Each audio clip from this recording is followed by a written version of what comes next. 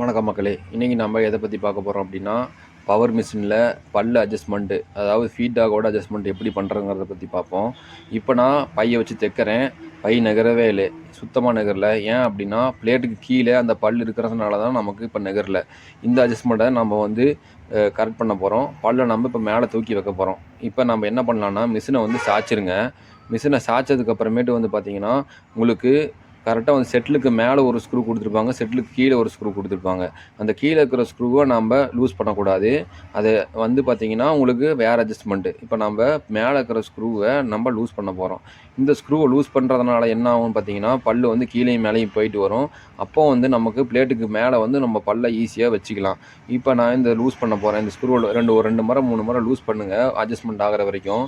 Loose ஆனவுடனே உங்களுக்கு நீங்கள் இது அட்ஜஸ்ட்மெண்ட், இந்த ராட் அட்ஜஸ்ட்மெண்ட் பண்ணி பார்த்தீங்க அப்படின்னா, உங்களுக்கு பல்லும் மேலேயும் கீழேயும் வந்துட்டு போகும். இப்போ மேலே வந்துட்டு கீழேயும் போகும்போது நம்ம ஒரு அட்ஜஸ்ட்மெண்ட்டை கரெக்டாக வச்சு, ரொம்ப மேலேயும் வைக்கக்கூடாது, பல்ல கீழேயும் வைக்கக்கூடாது. கீழே வச்சோம்னா நமக்கு நகராது, மேலே வச்சோம்னா பிளேட்டில் வந்து டச் ஆகி நமக்கு மிஷின் சவுண்டு வரும். அதனால் முடிஞ்ச அளவுக்கு பல்லோட ஒரு சென்டர் பாயிண்டில் வச்சுக்கோங்க.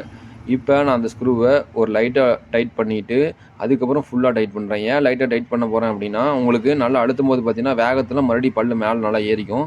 அதனால் ஒரு முறை 2 முறை லைட்டாக டைட் வச்சுட்டு அதுக்கப்புறம் ஃபுல்லாக டைட் வைங்க. இப்போ நமக்கு அந்த அட்ஜஸ்ட்மெண்ட்டு சரியாயிரும். கீழே இருக்கிற ஸ்க்ரூ வந்து என்ன ஆகும், கீழே நான் ஒரு ஸ்க்ரூ சொன்னேன்ல, அந்த ஸ்க்ரூவை பற்றி நான் அடுத்த வீடியோவில் நான் உங்களுக்கு போடுறேன்.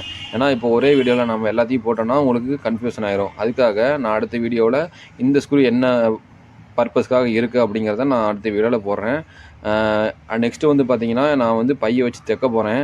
இந்த அட்ஜஸ்ட்மெண்ட்லாம் பண்ணதுக்கப்புறமேட்டு ஃபுல்லாக டைட்டாக இருக்கா அப்படிங்கிறத ஃபஸ்ட்டு செக் பண்ணுங்கள்.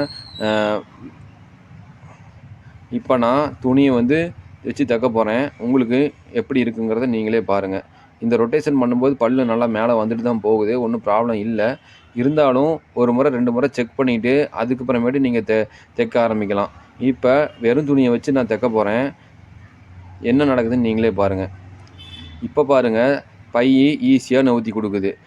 இந்த மாதிரி தையல் மிஷின் பற்றிய குறிப்புகள் உங்களுக்கு தேவைப்படும் அப்படின்னா மறக்காமல் நம்ம சேனலை சப்ஸ்கிரைப் பண்ணுங்கள். நீங்கள் பண்ணுற ஒவ்வொரு சப்ஸ்கிரைபும் எனக்கு ஒரு மோட்டிவேஷனலாக இருக்கும் அப்படிங்கிறத நான் நம்புகிறேன். மறக்காமல் உங்கள் ஃப்ரெண்ட்ஸுக்கு ஷேர் பண்ணுங்கள். ஓமுருகா தையல் மிஷினை சப்ஸ்கிரைப் பண்ணுங்கள்.